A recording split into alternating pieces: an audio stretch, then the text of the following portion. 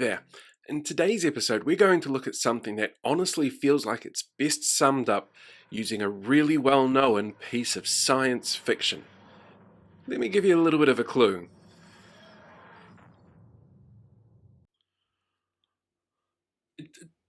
It's bigger on the inside than it is on the outside.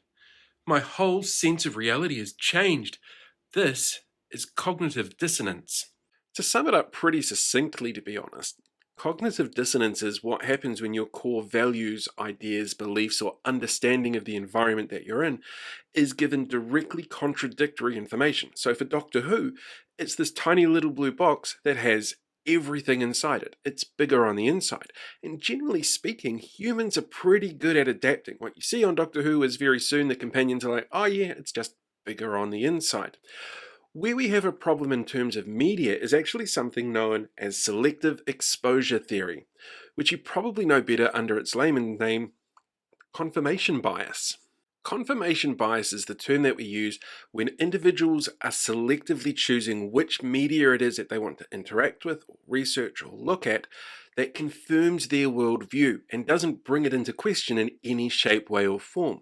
We see it an awful lot these days, particularly around the anti-vaccine movement, things like abortions, conspiracy theories.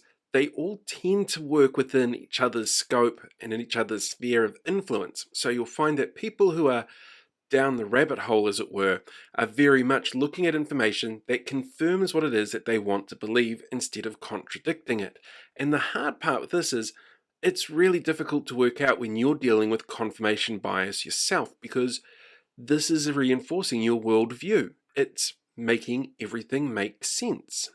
Before I go into detail about how selective exposure theory can relate back to the media that we're interacting with, and how being more connected like we are these days through social media has led to more problems in this field, I wanted to give you an example of something that you can try at home. This here is a picture from 1915 called My Wife and My Mother-in-Law, and it's painted and designed specifically for you to sit there going, oh, that's an old woman, or that's a young woman. And how you see this image is actually really reliant on a whole bunch of different factors around you and your life and how you see the world. Age tends to play a factor, gender tends to play a factor. So I'd be very curious to hear what it is that you see in this picture. Feel free to leave a comment down below and let me know which one it is that you see. And then we need to have a little chat about people and how they use the internet. According to research done in 2010, there's 3 factors that make up what it is that's going to cause confirmation bias. They're very different as well. And if you think of it in terms of people you know that have dealt with confirmation bias or who are exhibiting signs of it, you'll actually probably be able to pick up quite a few of these as you sort of go along. So the first one is quantity, just the sheer amount of the stuff that you're being presented with that backs up what it is that you think, believe, or feel is going to have a massive effect on how you think, feel, and see the world around you, because it's confirming everything. The more that you read, the more that you see that confirms this, the more entrenched that bias becomes. When it comes to things like social media, the way that we connect and see information that's presented to us is actually determined by an algorithm.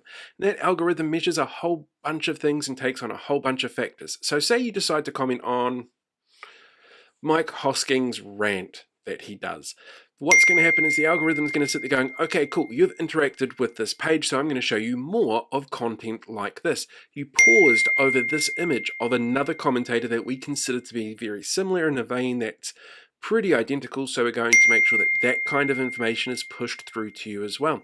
The more you interact, the way that you behave online, all of these little elements become things that are measured, that the algorithm then amps up so you get it presented to you more and more. So the sheer quantity of what you're seeing increases, helping again with your confirmation bias. Second factor that comes into play here is a defense mechanism, essentially. If somebody comes up to you and says, look, your view on the world is obviously wrong or problematic, it's about trying to dig in to prove your point.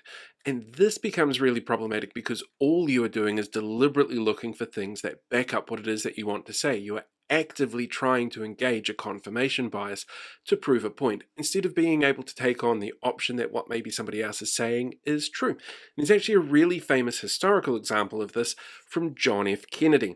When he went to go and attack the Bay of Pigs in Cuba, Everybody told him it was a really bad idea. The US was not ready for it, the defenses were too strong, and yet he still, in his head, knew it was the right thing to do. And let's see how that turned out. The third element is a little bit trickier because it's personal attributes, and this is essentially how you see yourself or how you want to relate yourself to others.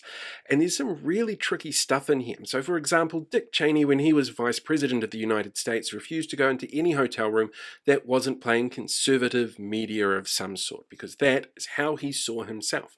But there's a really interesting element as well that comes through this, and that's attractiveness. A lot of the people who are known for spreading misinformation and disinformation, for example, are conventionally attractive, good-looking people that makes it easier for people to trust them, which is kind of creepy. The other thing that comes into this as well is how you want to be perceived. So when you have somebody who has a tough guy persona, for example, who takes no shit, and he's spreading misinformation or disinformation, but you want to be seen as that kind of person, you're much more likely to agree with them because you want to be seen to be like them. All of this together ties up really nicely to create confirmation bias that you don't even know is there. For the bad news, we're all guilty of confirmation bias, particularly when it comes to media. We're now trained in how this is going to work because we deal with it every day. It's not just the angry people that you see filling up comment threads. Let me ask you a couple of quick questions. What was the last show you watched on this? What about the last song that you listened to on this? Who gets to choose who your friends are or who you follow on Twitter? What was the last thing that you had delivered to your doorstep to eat? Or what's your flavor here? We have so much choice that we're in control of on an interestingly macro level these days that confirmation bias is just something that we do. Now, research out of the United States and Sweden have actually shown that the best way to combat this is to be aware of the fact that you've got a confirmation bias. Try new things every now and then. When it comes to your media and news in particular around politics, research in the same time found that a public broadcaster with a really broad mandate is a much better, fairer source of news than something that's really partisan, like Fox News out of the United States.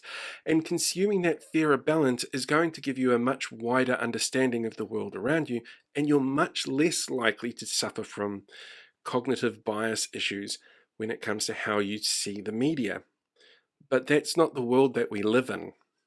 And that's one of the reasons why sometimes the world feels kind of shit.